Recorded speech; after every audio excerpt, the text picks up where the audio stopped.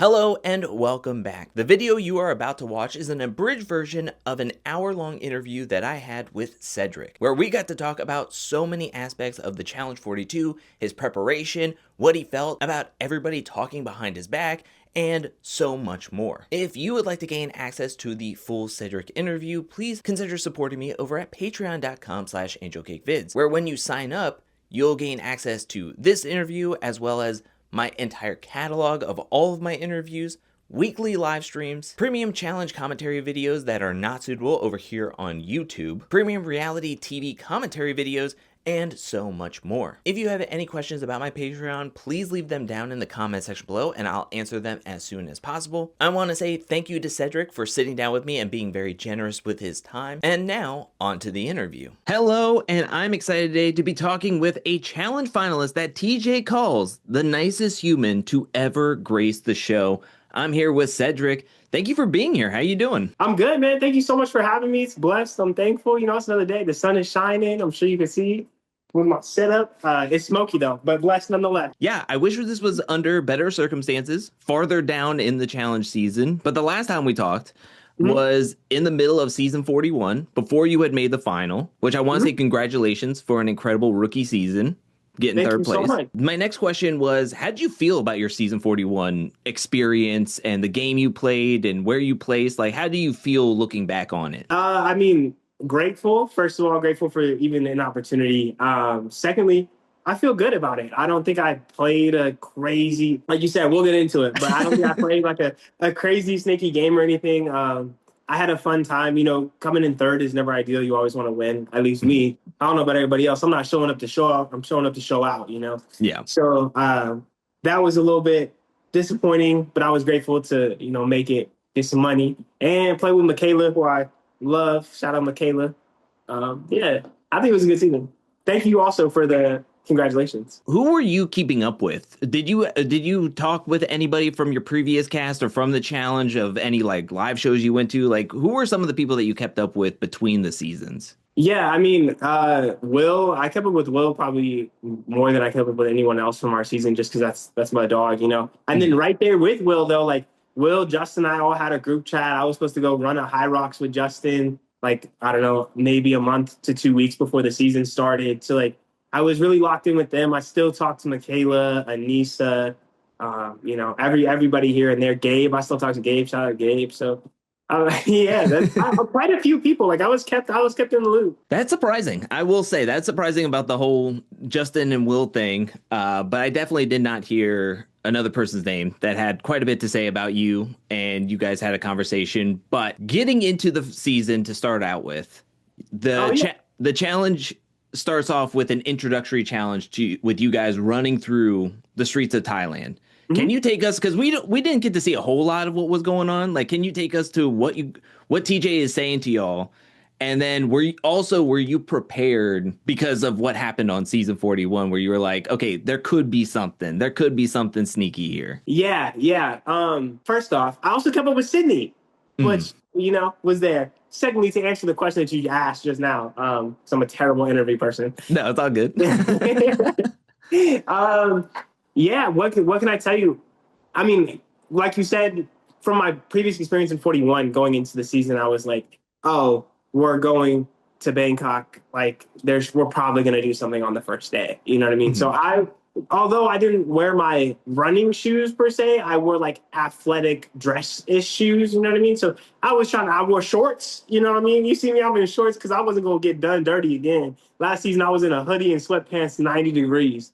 So yeah. I wasn't going to get done in like that again, but it was actually really, really cool. So we ran through like the stairs you guys saw a little bit. In this run, I learned this too. Like, you always think, surely they can't mean what they're saying, right? I don't know why. When I first got there, and TJ was like, in season 41, he was like, you guys are going to run to the top of that mountain, back down into your house. I was like, there's no way we're literally running to the top of a mountain, right? Like, he's got to be joking. But sure enough, we ran to the top of a mountain. So when he was like, you're going to run all the way through Bangkok to the forest and into your house, we're like, oh, people were like, oh, we're not running all the way through Bangkok. Like, surely there's no way. And I was like, you guys don't know. I was like, this run's about to be so long, because we were on the top of the, like, yeah, I don't know, it's a super tall building. And I'm looking around, I can't see any forest. And I'm looking, I can't see the forest. So I don't know. That run was so long, and it was so hot, and it smelled kind of weird. But it was cool. I actually ended up throwing the run, so that's something that kind of didn't get aired, but I think was important, at least to me. I don't know if it would have changed the outcome of anything, but I threw the run, and I had that puzzle in my backpack. I was doing it in the airport, so Really? could have been a captain. Yeah, it's one of the lessons I took away from this season is I have to be careful with what I throw and what I don't throw, and really analyze my position before I just get to lose in whimsy-daisically. So when you say throw the run, were you like kind of coming in first place and then you were like, I'm gonna pull back a little bit just to not try? Yes. Yeah, so I think the first two out were Johnny and Will, and then the Mhm. next two out were Justin and I. So like I was Okay. in fourth place, like running with them, and then it just ended up being like, this is stupid. Because before the run, I was talking on the roof with Will actually, and we were like, should one of us throw it? That way, like it kind of adds, a little bit of selection when we pick teams. It gives you like an extra buffer. And I was like, you know what? I made the final. Like, surely people know what I'm capable of. There's Mhm. no reason for me to show out on this run. I'll throw it. So I get down the stairs and I'm running and I'm like, what is going on? So I start falling back and falling back and falling back and falling back because there's no way I would have got 20th in the run. It gave me an opportunity to talk with a lot of the other challengers while Mhm. we were running. So I used it more for a political advantage than a direct advantage, which I think had I went farther in the season, it would have been able to be shown. I just didn't, so it didn't matter. So you get into the house and you're the talk of the house. We're just gonna jump into it. You're the talk of the house. We see Sydney and Justin talking about you. Anna Lee is also talking to Keanu, and we hear her in the confessional saying like she doesn't want you on her team because she heard that you are snaky. Mm. I have a feeling I know the answer, but coming into the game, did you have any idea that this was the perception that any of these players had about you or were saying this about you? I had no clue, like no idea, because when I played 41, I felt like maybe I didn't say things that other people, like other challengers would have said. I didn't correct Mhm. behaviors that other challengers would have corrected. But it's not my job to correct you in your assumptions when Mhm. we're competing for a bunch of money. I never lied to you. You just assumed something and then didn't care enough to ask me what the truth was. So I think that was kind of a big issue. But I don't even know where Anna Lee kind of got this Cedric's a snaky player. I don't want him on my team mantra. No clue. Or Sydney, really. At least Justin was real. At least Justin was like, yeah, Cedric is okay, but he beat me in elimination. I want to see him go home. Like, I respect that. And yeah, that's really all I have to say. But I had no idea, especially because when we look at my challenge season 41 season, right, I didn't vote any of my alliance in. Mhm. I never pledged for any of them to go in. I was loyal to everyone. What do you want? What more do you want from me? When we got to the end and we all had that fallout, Jeremy asked me a question. I literally told him the truth. I was like, I could be a snake trying to manipulate this. I was like, nah, yeah, bro. I said that. But like, I can't be more honest. If you watch my Big Brother season, that's why I went home early. So I don't know. But I think the more that I play with people, the more people realize what kind of player I am. Like the more people realize I'm an honest player. Mhm. So this season was helpful. Although be it a week, I think I made some good connections there. And then I also realized it's all the fake people calling me fake. Like Yeah. what is this projection? So, I also think that I think because you're one of the younger competitors and everything, and then some people were sent home before you, and I think that also plays into a factor a little bit. That's what my theory is, at least, that it's like, oh, yeah. I got tripped up before a 21, 22-year-old, and I don't feel great about it. So I don't want to see him go further than me again, kind of vibe. Right. That's so weird. That's why I felt like so kind of I felt so, I don't know, betrayed almost or like played Mhm. by Justin because that's such a goofball thing to like think, you know what I mean? Like, oh, especially because, we have a group chat where we were supposed to be friends and I want to see all my friends do well. Like, if I can't win, I want all my friends to win, you know what I mean? Mhm. Regardless. And if I have to go into elimination, I never want to be my friend, but I never want to go in against my friend. But at least if they win, like, I want them to still do well. I'm not going to be like, damn, they beat me. I hate him now. Like that's so weird to me. It's just like, oh, weird behavior. That's why I was so confused with Justin. And it wasn't like we didn't talk or he was like telling me he had an issue with it. We were literally going to the same events. He was inviting me to fly and stay with like and run, you know what I mean? So that was crazy. I also don't understand and I'm just gonna put my own 2 cents in here, but I also don't understand the taking a shot on you early because you're on a different team, and if you're captain, that's a vote for him to stay or not to be thrown in when he's like possibly nominated as one of the two people. I don't know. Exactly. I was thinking because I didn't know that you had this weird thing. Why would you not keep me until later in the season when I find out and then try to cut me? You know what I mean? Like, Yeah. there was no benefit, and I'll say and I'll stand on this other than like the direct benefit of the blue team losing a member. I very much feel like there was no benefit in me going home to Sydney or to Justin the very first like elimination. And that's what I was trying to sell Sydney. And when you get to the elimination, I'm like, yeah, Sydney, like this is war. I tried to explain to her, I have no enemies in the challenge house. I don't, Yeah. Nobody's done me dirty realistically that I can't forgive. Like I have no enemies. So if you send me in, you are the only enemy I have here. When you know for a fact other people here want to see you go home. I kind of want to jump because we're talking about Sydney. What is that conversation happening when we see you and her talking and you guys like it seemed like you guys made a deal like, hey, if you don't say me, I don't say you. And it felt like coming into the game, you're talking about how you guys were very close. Like, what is the full extent of that conversation and how do you feel leaving that conversation?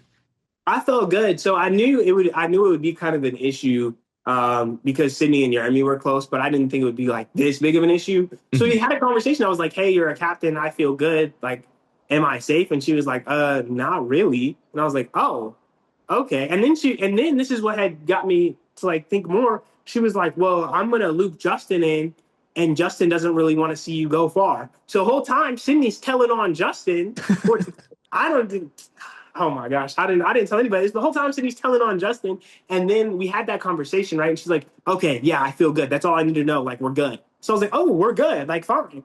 And then the next morning I wake up and this is the morning of the elimination. I just feel like in my heart that something's off. Sometimes when you could just feel it. So I go and have another conversation with her and she's like, yeah, I don't know. I mean, you kind of told me yesterday, like if I send you in, you'd come after me. And I was like, yeah, but if I was a snaky player, I would have lied to you, been like, everything's cool. Yeah. Came back and then just murdered you in your sleep. You know what I mean? Like, at least I told you what was going to happen. So, yeah, that was, I don't know. That was that. That's what had me confused. And she's like, well, I'm just going to leave it up to Chris. And so now I'm like, oh, so you have power to save me. This is the first week. There are people on my team who you've never played with before. There are people on my team who deliberately want to see you go home because you affect the other girls in their alliance. But you're going to be like, oh, I'll leave it up to Chris. What? Not to mention, right, I've seen Drew. I don't say everything, but I see a lot of stuff. So then I walk away, and then I see her, like, go over to Chris and start snickering, like, oh, I said I'm going to leave it to you, but we're going to throw him in. Like, what? You could have just told me. Like, you trying to save face for what? In case I come back, you think it's going to make it any better for you? It's not. Yeah. So, and if anything, it made it worse. Like, if you would have just told me straight up, like, yeah, Cedric, I'm sending you in. At least then I would have had some sort of respect for you, you know?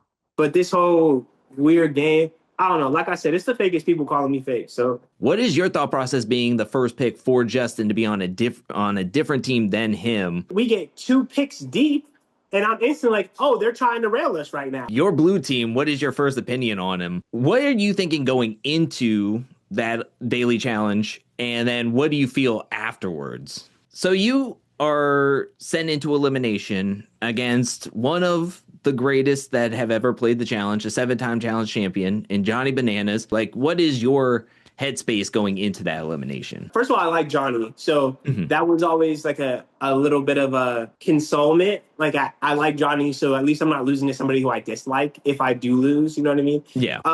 And then it was like a mind switch too, because like you said, there's so much experience that goes into these games. Like, there's so much knowledge that people accrue over. Johnny's done more seasons than I've been alive.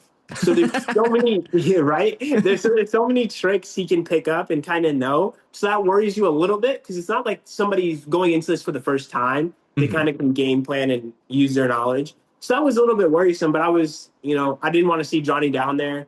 But at least if I'm losing to a GOAT, which ended up happening. Like, Playing with him this season and understanding what he goes through every season, right? Because I came into the season and everyone kind of was like, "Oh, on Cedric's head," you know what I mean? Like we're gonna get him out of here, and I went home first. So for Johnny, it's like that every single season he goes back and he's Yeah. still able to like make a run and compete for it. So for me, it just was a reality check on how good of a challenger he really is. Yeah. Also, I didn't bring this up, but I'm sure you saw I don't know how much you saw in the house, but at the Orange Deliberation, we had that whole argument between Johnny and CT, who was going to be sent in. Like, did you hear about what happened at that deliberation? Also, what did you think would have happened if CT was the one that was standing down there with you rather than Johnny? What is your analysis when looking back on your performance and looking back on the footage? Because I'm sure there's a difference of playing the game and then being able to watch the tape back and then be like, oh, okay. Your exit was very memorable and classy. What was going through your mind when TJ gives you that nice compliment that I started off this interview with? Who are some of the players that you would want to maybe do another season with, either on 43 or in the future? Johnny, I always want to. I don't know if Johnny will ever work with me, but Johnny, I always want to work with Johnny. I think he's a super solid dude. He gets a lot of misrepresentation, but I think once you understand him, you know, like he's a good dude, genuinely. So I always want to work with Johnny. And then in the good dude category, we're just gonna keep maintaining it. Nelson and Corey. I'm very much. I want to play this game with people who I know do what they say and say what they mean. You know what I mean? And I think Corey and Nelson have that same vibe. Now, on that same vibe, switching to the females, Norris. Like, I want to play with Norris again. She's super awesome. She's an athlete. She's not about the BS, and she's going to tell you how she feels. And ultimately, how I want to perceive and move forward with my challenge career is like a mafia mindset. You know what I mean? Like, if you're rocking with me, you're rocking with me. If not, everybody else can get it. It's free game, you know? Norris, Kara. We spent a little bit of time on 41, but I'd love to play again with Kara, Michelle, Tori. Like, I think almost this entire season are people who I actually want to get to know and enjoy.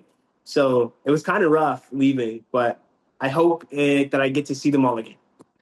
If you're talking about anybody who says what they say, what they're going to do, Nerys is like the number one. Like, I'm not going to tell you a lie. If you're, Exactly. I'm rocking with you. So, I mean, I think that's super valuable in the challenge house. Corey and Nelson, did they ever try to like recruit you into the young bucks, the old bucks, any bucks? We've come to the end of the interview. I just want to say thank you so much for taking the time to talk to me about the challenge. I just want to take the time now to let you shout out where people can find you, where they could follow you, and where they can, see you hopefully before we see you on the next challenge season. Well, thank you. And first of all, thank you for taking the time to interview me. A lot could be said too. You could have been like, oh, you're the first boot, get out of here, no one cares. So I appreciate you and I appreciate everything you do for the community. Your videos are awesome. And just know you got some love and support over here. That's I appreciate that. Of course, man. Always, all love. If you ever need anything, reach out. I'm terrible, I'm sure, as you know, about answering, but I answer eventually. Yes. I can definitely say that for a fact. Yes. Yeah. There you go. I don't know. My Instagram is officially CED. That's pretty much the best place to find me. I got link trees to everything in there. So if you want to see what I'm up to, a new series on my Instagram coming soon called Chasing Champ, where you guys get to see a day in the life of training for hopefully a challenge championship, all the puzzles, all the training, all the pressure. So yeah, look forward to that, I guess. Sweet deal. I'll definitely be checking that out. I've been needing some motivation in my own life about getting back into the gym and getting prepared and stuff. So I'll definitely be checking it out. And I want to say thank you again for taking the time out. I really, really appreciate it. And again, I hope to see you back on the challenge very, very soon. And thank you again, and I hope you have a great night. You too, my brother. Thank you so much. I appreciate it. But that is it for this video. I want to say thank you again to Cedric for sitting down with me and being so generous and gracious with his time. As well as I want to give a special shout out thank you to everyone who supports me over at patreon.com/AngelCakeVids. Thank you for your support. Thank you for your generosity. Thank you, thank you, thank you. And thank you so much to everyone who's watching this video up to this point. I'll be back really soon with more Challenge 42 content, more challenge content, more content in general. But until then, peace.